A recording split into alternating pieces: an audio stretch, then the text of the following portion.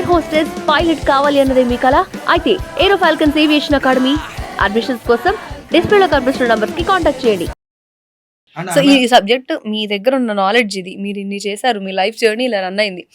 The contacts you maintain, the relation you are maintaining with other persons, వేరే వాళ్ళతో మీ relations ఎలా ఉంటాయి, మీకుండే లాయలిటీ ఏంటి, ఎంతవరకు మీరు వర్క్ చేయగలరు, అది నేర్చుకుంటారు అనే దానికి మీ జర్నీ. కరెక్ట్గా ఎన్ని ఇయర్స్ అండి ఓవరాల్గా మీరు వర్క్ స్టార్ట్ చేసింది? ఒక 10th క్లాస్ అయిపోయిన ఇంటర్ అయిపోయినా కానీ వచ్చా? ఇంటర్మీడియట్ మధ్యలో మేడం. ఇప్పటికి ఎన్ని ఇయర్స్ అయిపోయింది ఓవరాల్గా?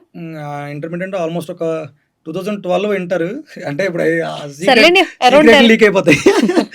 10 ఇయర్స్ అనుకోండి. ఒక 10-11 ఇయర్స్ లో సాలరీ ఎంత వరకు అంటే? ఆఫ్ కోర్స్ మీరు ఇప్పుడు అంటే వదిలేసి వచ్చిన జాబ్ అయినప్పటికీ అంటే అప్పుడు నేను ఏదైతే సూపర్వైజర్ గా ఇసుక కొట్టి కట్ట అనేది పోగేసుకునే ఉన్నాను కదా మేడం. ఆ టైంలో నా శాలరీ 5,000 మేడం. ఇప్పుడు లాస్ట్ రిజైన్ చేసిన జాబ్ నా salary 2.25 including all 2.5 per month. అక్కడ నుంచి స్టార్ట్ అయ్యి ఇక్కడికి వెళ్ళి ఇది కాదు అది కాదు నాకంటూ ఒకటి కావాలని సొసైటీలో మీ ప్లాట్ఫామ్ ఫిక్స్ చేసుకోవడానికి అదే దానికోసమే ఒక శంకర్ కన్సల్టెన్సీ సర్వీసెస్ అని ఒక unique platform for all the solutions అని అదే ఏదైతే పడవ లాజిక్ చెప్పారు కదా, సో ఆ పడవలన్నీ నా దగ్గర పెట్టుకున్నా, లైక్ పోర్ట్ లా పెట్టుకున్నా, హార్బర్ లాగా. పడవలన్నీ పోగేసుకున్న తర్వాత ఏమైతే లైఫ్ లో నాలాగే సఫర్ అయ్యే పర్సన్స్ మార్కెటింగ్ లో కానీ డిఫరెంట్ ఫీల్డ్స్ లో స్ట్రక్ అయిపోయి ఉన్నారో వాళ్ళకి రిలాక్సేషన్ ఇవ్వాలి, వాళ్ళకి గైడ్ చేయాలి, వాళ్ళని మోటివేట్ చేయాలి. వాళ్ళ కెరియర్ ప్లాన్ ఏదైతే నేను 10 years లో కెరియర్ ప్లాన్ ఏదైతే నేర్చుకున్నానో వాళ్ళకి కూడా నెక్స్ట్ 5 years ఒక ప్రొజెక్షన్ ఇచ్చి వాళ్ళకి నచ్చిన ప్లాట్ఫామ్ ఫీల్డ్ నా చెప్పిన యూనిక్ ప్లాట్ఫామ్. ఇప్పుడు మాకు చెప్పినవేనా మిగతా పడవలు ఏమన్నాయో అవి కూడా ఉన్నాయి మేడం. సోలార్ కన్సల్టెన్సీస్ టచ్ చేశారు. ఏపీ తెలంగాణ మొత్తం సోలార్ ఇన్స్టాలేషన్స్ అన్ని చూస్తున్నాను. Almost I'm doing good. And real estate marketing, real estate లో ఏంటంటే జెన్యూనిటీ మిస్ అవుతున్నారు చాలా మంది. ఎందుకంటే ఆ రోజు వచ్చే ఏజెంట్ ఇన్కమ్ కోసం చూసేవారు. సో కాబట్టి నేను ఛానల్ పార్ట్నర్ అయ్యి ఎవరికి అవుతున్నానో ఛానల్ పార్ట్నర్ అది కూడా గుర్తుపెట్టుకోవాలి. ఎవరినైతే నేను సేవ్ చేశానో మెడికల్ జర్నీలో వాళ్ళనే పెట్టుకున్నాను. ఎందుకంటే they shouldn't do fake works with me. ఎందుకంటే వాళ్ళని బతికించే పునర్జన్మని ఇచ్చిన బిల్డర్స్ తో టైప్ అయ్యాను. సో వాళ్ళతో టైప్ ఒక జెన్యూన్ ప్రాజెక్ట్, రిటర్న్ ఇన్వెస్ట్మెంట్ వచ్చిన ప్రాజెక్ట్స్ అయితే సేల్ చేస్తున్నాను. Other than that main motto ఈ రెండు ఎవరొకరు చూసుకుంటారు, బట్ మెడికల్ అనేది మాత్రం నేను ఒక్కనే చూసుకుంటా. దానికి యూనిక్ సొల్యూషన్ నేనే. అంతే, లైఫ్ అండ్ డెత్. దీనికి పర్ఫెక్ట్ గా నేనైతేనే కరెక్ట్గా అడ్వైస్ చేయగలను, నేనైతే కరెక్ట్గా మోటివ్ చేయగలను అని చెప్పి నాకంటూ ఒక టచ్ చేశారా? అది కూడా చెప్పండి. ఏదో మళ్ళీ టూర్స్ అండ్ ట్రావెల్స్ రీసెంట్ గా ఏంటంటే బాగా జాబ్ రిజైన్ చేశాక స్ట్రెస్ లోకి వెళ్ళిపోయాం మేడం. స్ట్రెస్ లోకి వెళ్ళిపోయి ఏం చేయాలో తెలియక బ్యాంకాక్ ఫ్లైట్ బుక్ చేసేసుకున్నాను. అంటే కంగారు వచ్చేసింది, ఏం చేయాలో తెలియక. సో ఆటోమేటిక్ గా అక్కడికి వెళ్తే ఏమైంది, ఫోన్ స్విచ్ ఆఫ్ అయింది, ఏ కాల్స్ రావు, ప్రెషర్ ఉండదు, రోమింగ్ ఉంటుంది, అసలు యాక్టివేట్ చేయకూడదు పొరపాటును కూడా. సో తల్లిదండ్రుల కోసం వాట్సాప్ యాక్టివేట్ చేసాం. సో ఆటోమేటిక్ గా ఒక 4 days ఫుల్ ఎంజాయ్ చేశా. ఎంజాయ్ చేసి అందరికీ స్టేటస్ లో వీడియోలో ఎంజాయ్ ఒకటే కనబడుతుంది, దాని వెనకాల చేసిన బ్యాక్గ్రౌండ్ వర్క్ కూడా చేశా. సో ఎక్కడ వెళ్ళినా మీరు ప్రశాంతంగా ఉండరా అండి? అక్కడ ఏదో ఒకటి తెలుసుకునేదాకా మీకు ఎందుకు అంటే market welcoming madam. Market welcome చెప్తుంది. ఒక్క చోట ఇప్పుడు గాంధీ తాత నీకు దాని మీద నవ్వుతున్నాడు, ఇంకో కాగితం మీద ఎడుతున్నాడు మేడం. గాంధీ తాత ప్రతి కాగితం మీద నవ్వుతున్నాడు. ఇప్పుడు అందరూ ఎలా ఫిక్స్ అవుతారు, నాకు జాయినింగ్ డైరెక్ట్ వచ్చినంటే 25,000 కావాలి, టార్గెట్ అచీవ్ అవ్వు, డబుల్ సాలరీ తీసుకుంటాం, నాకు 25 కావాలంటాడు. ఎందుకంటే ఇక్కడ గాంధీ తాత ఒకలాగా ఉన్నాడు, అక్కడ గాంధీ తాత వేరేలా ఉంటాడు అనుకుంటాడు. సో ఎక్కడైనా గాంధీ గారు ఒకలాగే ఉన్నారు. సో గాంధీ తాతనే బయట చాలా చోట్ల కనబడుతుంది, కళ్ళెదురుగా వెతుక్కుని నిజాయితీగా జెన్యున్ గా వర్క్ చేసుకుని తెచ్చుకో. గోదావరిలో అనిపించుకున్నారు అంతే మరి, గోదావరి అంటే కదండి. సో అలా థాయిలాండ్, బ్యాంకాక్ వెళ్ళినప్పుడు హోటల్స్ తో కానీ అక్కడ తెలిసిన వాళ్ళందరితో ఎవరిదైతే పరిచయాలు ఉన్నాయి అందరితో పెట్టుకుని, అక్కడ తెలుగు వాళ్ళు కూడా ఉంటారు, తెలుగు రెస్టారెంట్స్ ఉంటాయి, వాళ్ళతో టైప్ ఎంత పేమెంట్ అవుతుంది, ఎంత అవుతుంది, సో డిజైన్ చేసి నాకు ఎంత ఖర్చు అయింది అనే కాన్సెప్ట్ లో చూసుకుని, సో వీళ్ళకి ఫ్లైట్ ఛార్జెస్ కాకుండా ఎంత మిగల్చాలి అనే కాన్సెప్ట్ లో మనిషికి 10,000 మిగిల్చి దాన్ని డెవలప్ చేసి సరదాగా ఒక వీడియో రిలీజ్ చేసా. ఆటోమేటిక్ గా బౌన్స్ అయింది. ఆటోమేటిక్ గా ఫస్ట్ బుకింగ్స్ అయితే కంప్లీట్ చేశాను. ఫస్ట్ దాన్ని కూడా మళ్ళీ బిజినెస్ ఐడియాలు ఎలా చేయాలనేది ఆల్రెడీ ఏదో ఒకటి చేస్తున్నారు కాబట్టి ఎక్స్పీరియన్స్ ప్రతి దానిలో మీరు ఇన్వాల్వ్ చేసి యూస్ చేస్తున్నారు. అంతే మేడం. మార్కెటింగ్ స్ట్రాటజీ దానిలో మీరు బాగా నలిగి. Marketing where madam, sales where. Okay, marketing is quite different from sales. So marketing అంటే లీడ్ జనరేషన్, సేల్స్ అంటే రెవెన్యూ జనరేషన్.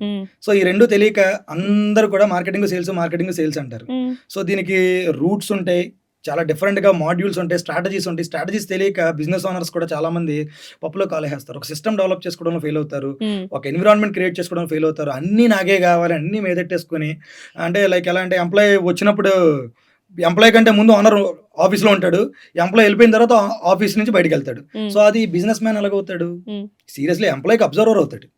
సో ఈ స్ట్రాటజీస్ అనేవి ఉంటే బిజినెస్ మ్యాన్ అనేది కంపల్సరీ సక్సెస్ఫుల్ అవుతాడు. సో నాకు ఎక్కువ స్ట్రాటజీస్ తెలుసని నేను చెప్పను. Everything is learning. Different concepts లో, డిఫరెంట్ వర్డ్స్ లో 10 మందిని కలిస్తే వాళ్ళు ఏం చేశారు, బెస్ట్ అవుట్పుట్ తీసుకున్నారు ఆల్రెడీ మీరు. అంతే. యు హావ్ ఏ 10 లక్షల మంది ఇంటరాక్షన్స్ ఉన్నాయి నాకు. సో 10 లక్షల మందిలో 10 లక్షల బ్రెయిన్స్ చూశాను నేను. సో 10 లక్షల బ్రెయిన్స్ చూసినప్పుడు నా బ్రెయిన్ ఎలా ఉంటది, అలాగే ఏ కంటే ఫాస్ట్ గా ఉంటది, ట్రెండ్ కి తగ్గట్టు. అంతే. నేను అందుకే ఏఏలు కాదు, 100 ఏళ్ళు వచ్చినా నా జాబ్ ఎవరో కదపలేరు అని ఫిక్స్ అయ్యా. సో అలాగే ఎంతమంది మీరు ఫిక్స్ అయ్యారు అనేది అందరికి నేను ఇచ్చే ఒక స్మాల్ వన్. నైస్. దాని నుంచి సజెషన్ గా తీసుకుని దేని మీద ప్యాషన్ ఉంది, దేని మీద ఇంట్రెస్ట్ ఉందో దాన్ని తల్లిదండ్రులకు చెప్పి, ఇన్నక్కర్లేదు నాకులాగా, ఏదైతే ఉందో వాళ్ళకి చెప్పి వాళ్ళు ప్రజెంట్ చేసుకుని అందరూ సక్సెస్ అవ్వాలని కోరుకుంటున్నాను అంతే. అంటే ఈ రోజుల్లో ఉన్న యంగ్ అండ్ డైనమిక్స్ కి ఎలా తయారైపోయారంటే madam, easy income.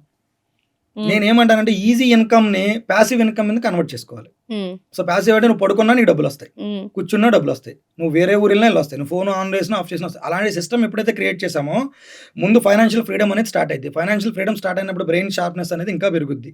So growth అనేది స్టార్ట్ అవుతుంది. సో ఈ రోజుల్లో ఉన్న యంగ్ అండ్ డైనమిక్స్కి నా స్టోరీని నన్ను మాత్రమే ఎగ్జాంపుల్గా తీసుకోమని చెప్పను. నాకంటే బెస్ట్ పర్సన్స్ ఉన్నారు మార్కెట్లో, చాలామంది ఉన్నారు, వాళ్ళందరూ కూడా సక్సెస్ అయ్యారు. కానీ పడిపోతే ఎలా లెగాలి, పడిపోయినప్పుడు డిప్రెషన్లోకి వెళ్ళకుండా ఎలా మనం సెల్ఫ్ మోటివ్ చేసుకోవాలి, అన్నిటికీ సొల్యూషన్ పురుగుమందేనా, అన్నిటికీ సొల్యూషన్ ఊరేసుకోవడమేనా. సో ఫ్యామిలీ లాస్ అయితే చనిపోయేవాళ్ళు కొంతమంది, ఫెయిల్ అయిపోతే చనిపోయేవాళ్ళు కొంతమంది. లైఫ్ అమ్మా ఇది 85,000 జీవరాశుల తర్వాత వచ్చేది మానవ జన్మ. అలాంటి మానవ జన్మని చిన్న చిన్న డర్టీ ఎమోషన్స్తో, సొల్యూషన్ ఉన్న డర్టీ ఎమోషన్స్తో దాన్ని ఏమంటారు స్పాట్ డెసిషన్ తీసుకుని, క్యూరియాసిటీతో స్పాట్ డెసిషన్స్ తీసేసుకుని అనవసరంగా అగ్రెసివ్గా వెళ్ళిపోయి అయితే మర్డర్లు చేసేస్తున్నారు, లేదా సూసైడ్ చేసేసుకుంటున్నారు. సో ఇలాంటివి ఏం చేయకుండా రెస్ట్ తీసుకుని ఫస్ట్ ఆఫ్ ఆల్ ఏమన్నా ఎక్కడికైనా వెళ్ళాలంటే వెళ్ళిపోయి తర్వాత ఆలోచిస్తే తప్పు కరెక్ట్గా కనబడుతుంది. దానికి సొల్యూషన్ ఎదుర్కోవడమే ఈ రోజుల్లో. గో హెడ్ అంతే. లేదా మార్చుకో, ప్లాన్ మార్చుకో.